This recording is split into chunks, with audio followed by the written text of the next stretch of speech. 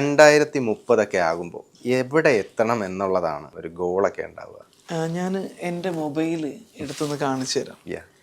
ഇതാണ് 2030 എൻ്റെ വിഷൻ ബോർഡാണിത്. 2030 ഇതാ വിഷൻ 2030 എന്നാണിത് എനിക്ക് കാണുന്ന രീതിയിൽ.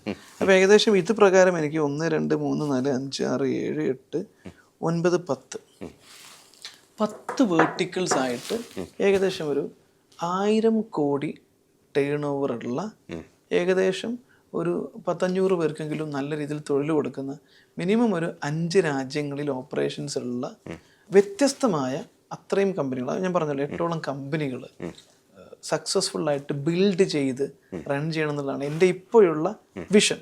പിന്നെ ബെഞ്ചാലി അക്കാഡമി എന്ന് പറയുന്നത് ഞങ്ങൾ 2035 ആകുമ്പോഴേക്കും എനിക്ക് നല്ല ഒരു 1000 ഓൺട്രപ്രണേഴ്സിന് $1 ബില്യൺ ബിസിനസ്സുകാരാക്കി മാറ്റണം.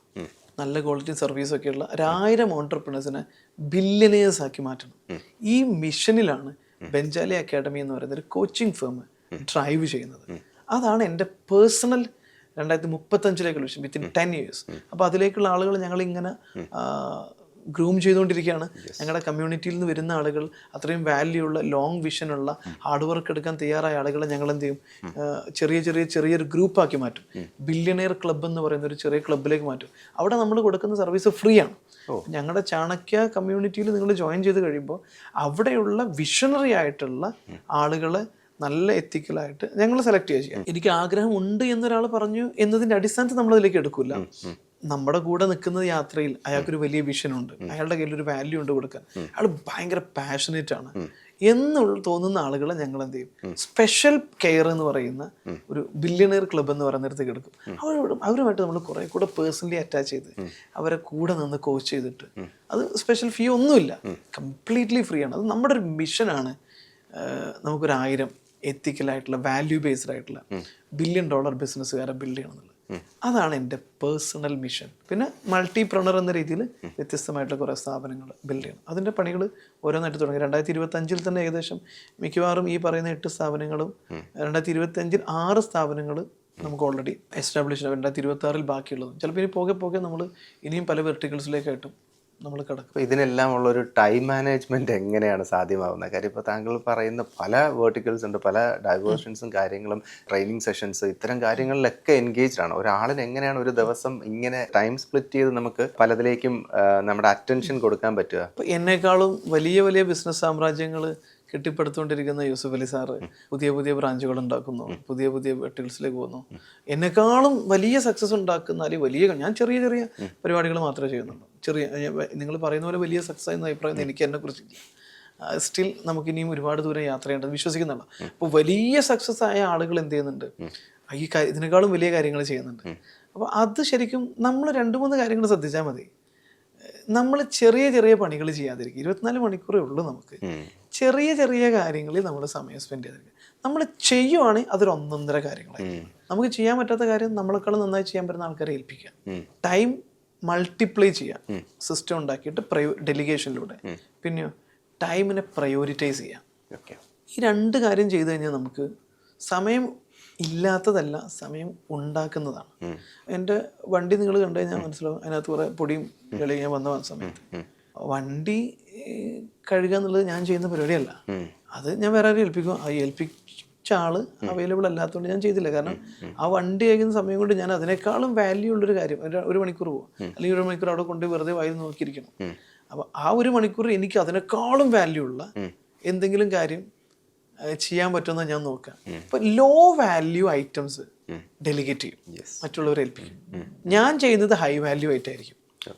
ഇനി ഹൈ വാല്യൂ ഐറ്റം തന്നെ ഇപ്പം എൻ്റെ മീഡിയ പ്രൊഡക്ഷൻ കാര്യം എനിക്ക് ചെയ്യാൻ പറ്റില്ല, അത് ഇമ്പോർട്ടൻ്റ് ആണ്, ഹൈ വാല്യൂ ആണ്. അത് എന്നെക്കാളും നന്നായിട്ട് ചെയ്യാൻ പറ്റുന്ന ആളെ ഞാൻ ഏൽപ്പിക്കും. യൂസ്ഫുൾ സാർ പോലൊക്കെ ചെയ്യുന്നത് തന്നെയാണ്. നല്ല കഴിവുള്ള ആളുകളെ ബാക്കിയുള്ള സമയം ഏൽപ്പിക്കുക. നമ്മൾ ചെയ്യുന്നത് ഇപ്പം എൻ്റെ ഒരു ബിസിനസ്സിൻ്റെ സ്ട്രാറ്റജി, അതുപോലെ തന്നെ ഇപ്പം ബെഞ്ചാലി അക്കാഡമിയിൽ പറയാൻ ഞാൻ ചെയ്യുന്ന 2 കാര്യമുള്ളൂ. റിസർച്ചിന് ആവശ്യമായിട്ടുള്ള ഫ്രെയിം വർക്ക് സെറ്റ് ചെയ്യുക. രണ്ടാമത്തത് ട്രെയിനിങ് എടുക്കുക. അതും പ്രീമിയം ട്രെയിനിങ് മാത്രമേ ഞങ്ങൾ നടത്താറുള്ളൂ. അല്ലാത്ത ചെറിയ പരിപാടികളൊക്കെ ഞങ്ങൾ ഓൺലൈനിലൂടെ ഓട്ടോമേറ്റ് ചെയ്ത് കഴിഞ്ഞിട്ടുണ്ട്. അത് ആവശ്യമുള്ള ആളുകൾ പേയ്മെൻ്റ് അടച്ച് അത് സബ്സ്ക്രൈബ് ചെയ്ത് അവരത് വാങ്ങിച്ചു പൊക്കോളും. പ്രീമിയമായ സെയിൽസ് ട്രെയിനിങ്, ബിസിനസ് കോച്ച്, ഈ ട്രെയിനിങ് മാത്രമേ ഞങ്ങൾ നടത്തും. ഈ 2 പരിപാടി വെഞ്ചൽ അക്കാഡമി ഞാൻ ചെയ്യുന്നുള്ളൂ. വെഞ്ചൽ അക്കാഡമിയുടെ ഓപ്പറേഷൻസ് കൈകാര്യം ചെയ്യുന്നത്, അതിൻ്റെ മീഡിയ പ്ലാൻ ഉണ്ടാക്കുന്നത്, ഇപ്പം നമ്മൾ ഇപ്പോഴാണ് കാണുന്നത്. നിങ്ങൾ എൻ്റെ അപ്പോയിൻമെൻ്റ് എടുത്ത സമയത്താണ് എൻ്റെ നമ്പർ. അതൊരു കമ്മ്യൂണിക്കേറ്റ് ചെയ്യുന്ന എല്ലാം ടീമാണ്. ഈവൻ എൻ്റെ സ്കെഡ്യൂൾ ഓപ്പറേഷണലായിട്ടുള്ള എൻ്റെ സ്കെഡ്യൂൾ സെറ്റ് ചെയ്യുന്നത്, എൻ്റെ ടൈം ടേബിൾ കറക്റ്റ് ആക്കുന്നത്, യാത്ര, മീഡിയ എല്ലാം ചെയ്യുന്നത് ടീമാണ്. അതിനായിട്ടൊരു സിസ്റ്റം ഉണ്ട്. വർക്ക് ചെയ്ത് കഴിഞ്ഞാൽ ഞാൻ ഫ്രീ ആണ്. ഞാനുള്ള സമയം പുസ്തകം വായിക്കും, റിസർച്ച് ചെയ്യും, പുതിയ പുതിയ കാര്യങ്ങൾ പഠിക്കും. എനിക്ക് ഭയങ്കര ഇഷ്ടമുള്ള 2 കാര്യങ്ങളൊന്ന് ട്രെയിനിങ് എടുക്കില്ല, 2 ഡ്രൈവ് ചെയ്യും. ഞാൻ ഒരുവിധമൊക്കെയാണ് ഞാൻ എന്ത് ചെയ്യും, ഞാൻ തന്നെ ഡ്രൈവ് ചെയ്ത് പോകുന്നതാണ്. ഓഡിയോ ബുക്സ് പ്ലേ ചെയ്തുകൊണ്ട് ഡ്രൈവ് ചെയ്ത് അങ്ങനെ പോകാൻ ഭയങ്കര ത്രില്ലാണ്. അപ്പം ഡ്രൈവിങ്ങും ഞാൻ പഠിക്കാൻ ഉപയോഗിക്കും. അപ്പോൾ പ്രത്യേകിച്ചും ഈ ആൾക്കൂട്ടത്തിൽ ഡ്രൈവ് ചെയ്യാൻ എനിക്ക് ഇഷ്ടമല്ല. കുറേ ആളുകളും വർത്തമാനമൊക്കെ പറഞ്ഞ് ഡ്രൈവ് ചെയ്യാൻ അതെല്ലാവർക്കും പറ്റുമല്ലോ. എനിക്ക് ഒറ്റയ്ക്ക് ഡ്രൈവ് ചെയ്യാനും ആ സമയത്ത് എന്തെങ്കിലും നല്ല കാര്യം, ഇപ്പോൾ ഓഡിയോ ബുക്സുകൾ അല്ലെങ്കിൽ ഏതെങ്കിലും പ്രധാനപ്പെട്ട പോഡ്കാസ്റ്റുകൾ മനസ്സിലാക്കി കേട്ടുകൊണ്ട് പഠിച്ചുകൊണ്ട് ഡ്രൈവ് ചെയ്യുന്നത് എനിക്ക് ഭയങ്കര ഇഷ്ടം. ഞാൻ ഇങ്ങോട്ട് വന്നത് 4 മണിക്കൂർ ഡ്രൈവ് ഉണ്ട്, തിരിച്ചങ്ങോട്ട് ഡ്രൈവ് ഉണ്ട്. ഏകദേശം ഒരു 1.5 പുസ്തകം കംപ്ലീറ്റ് ആവും.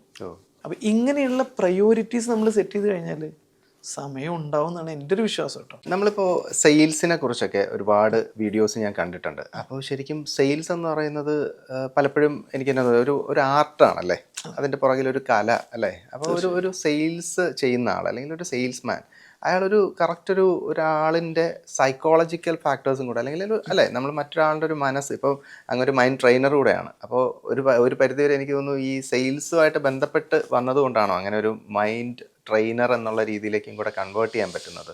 ഞാൻ മൈൻഡ് ട്രെയിനർ എന്ന് പറയുന്നത് ആക്ച്വലി എന്തുകൊണ്ടാണെന്ന് ചോദിച്ചു കഴിഞ്ഞാൽ, ഒരു മനുഷ്യന് അയാൾ വിചാരിച്ചു കഴിഞ്ഞാൽ, അയാൾ പെർമിറ്റ് ചെയ്ത് കഴിഞ്ഞാൽ, അയാളെ മൈൻഡിന് കൃത്യമായുള്ള കമാൻഡുകൾ കൊടുത്തുകൊണ്ട് അയാൾ ആഗ്രഹിക്കുന്ന രീതിയിലേക്ക് നമുക്ക് ആരെയും മാറ്റിയെടുക്കാം.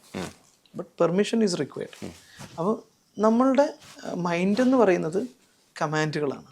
നമ്മൾ ഇൻറ്റേർണലി കൊടുക്കുന്ന കമാൻഡുകളും എക്സ്റ്റേണൽ കമാൻഡുകളും. നമ്മളോട് നമ്മുടെ അച്ഛനോ അല്ലെങ്കിൽ അമ്മയോ കൂട്ടുകാരോ ടീച്ചർമാരൊക്കെ പറയും നീ രക്ഷപ്പെടില്ലടാ എന്ന് കമാൻഡാണ്. ആ കമാൻഡ് നമ്മുടെ സബ് കോൺഷ്യസ് മൈൻഡിൽ അത് അതുപോലെ തന്നെ ഫീഡ് ചെയ്യപ്പെടുമ്പോൾ നമ്മളൊന്നും ആവാതെ പോകുന്നുണ്ട്. ചില ആളുകൾ അതിനെ റെസിസ്റ്റ് ചെയ്തിട്ട് ഇൻറ്റേർണലി പറയും, അങ്ങനെ പറഞ്ഞു, എന്നാൽ ഞാനത് കാണിച്ചു തരും, ഞാൻ സൂപ്പർ സ്റ്റാർ ആകും. നമ്മളതിന് ഓവർകം ചെയ്യാൻ വേണ്ടി നമ്മളൊരു കമാൻഡ് കൊടുക്കുക, റിബലായിട്ടല്ല, നമ്മളൊരു കമാൻഡ് കൊടുക്കുക. ഏത് കമാൻഡാണോ നമ്മുടെ ബ്രെയിൻ, നമ്മുടെ സബ് കോൺഷ്യസ് മൈൻഡിൽ കൂടുതൽ ഇൻഫ്ലുവൻസ് ചെയ്യപ്പെടുന്നത്, ആ കമാൻഡിനനുസരിച്ചാണ് നമ്മൾ ആയിത്തീരുക. ആ ഒരു എസെൻസ്, അതിൻ്റെ ഒരു കാര്യങ്ങൾ നമ്മൾ മനസ്സിലാക്കി എന്നുള്ളത് കൊണ്ട് ഞാൻ പേഴ്സണൽ ട്രാൻസ്ഫോർമേഷനിലാണല്ലോ കരിയർ തുടങ്ങിയത്. അപ്പോൾ അതുകൊണ്ട് ഉപയോഗിച്ചൊരു ടേമാണ് മൈൻഡ് ട്രെയിനർ എന്ന് പറയുന്നത്. കാരണം നമ്മുടെ മൈൻഡിനെ കൃത്യമായിട്ടും നമ്മൾക്ക് തന്നെ നമ്മുടെ ഓൺ മൈൻഡിനെ ട്രെയിൻ ചെയ്യാം. മറ്റൊരാൾ പെർമിറ്റ് ചെയ്യുകയാണെങ്കിൽ അയാളെ നമുക്ക് ട്രെയിൻ ചെയ്യാൻ പറ്റും. സെയിൽസിലും തീർച്ചയായിട്ടും ഈ മൈൻഡിനെ കുറിച്ചുള്ള അറിവ് ഇമ്പോർട്ടൻ്റ് ആണ്. സെയിൽസ് ഒരു ആർട്ട് മാത്രമല്ല, അതിനൊരു സയൻസും കൂടെ ഉണ്ട്.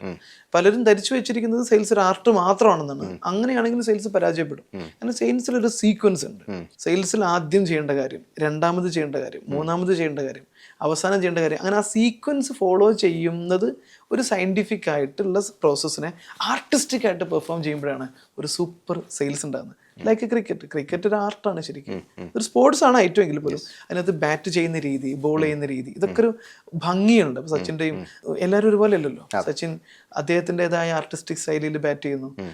ഗാംഗുലി അദ്ദേഹത്തിൻ്റെ, ഇപ്പോൾ ധോണി, വിരാട് കോഹ്ലി, ഇവരൊക്കെ അവരുടേതായിട്ടുള്ള ആ കല ഉപയോഗിച്ചിട്ടാണ് ആ സ്പോർട്സ് പെർഫോം ചെയ്യുന്നത്. പക്ഷെ അതിനകത്ത് കുറച്ച് റൂളുകളുണ്ട്. അടിക്കേണ്ടതിന് റൂളുണ്ട്, ബോൾ ചെയ്യേണ്ടതിന് റൂളുണ്ട്, ഡിസ്റ്റൻസിന് റൂളുണ്ട്.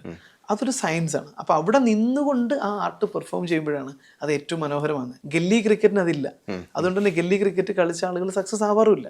ഗല്ലി ക്രിക്കറ്റ് റൂള് പാലിക്കാൻ പഠിക്കുന്ന ഒരാൾ മാത്രമാണ് അയാളുടെ പെർഫോമൻസ് റെക്കഗ്നൈസ് ചെയ്യപ്പെടുകയും അത് മോണിറ്റർ ചെയ്യപ്പെടുകയും കാൽക്കുലേറ്റ് ചെയ്യപ്പെടുകയും ചെയ്യുന്നത്.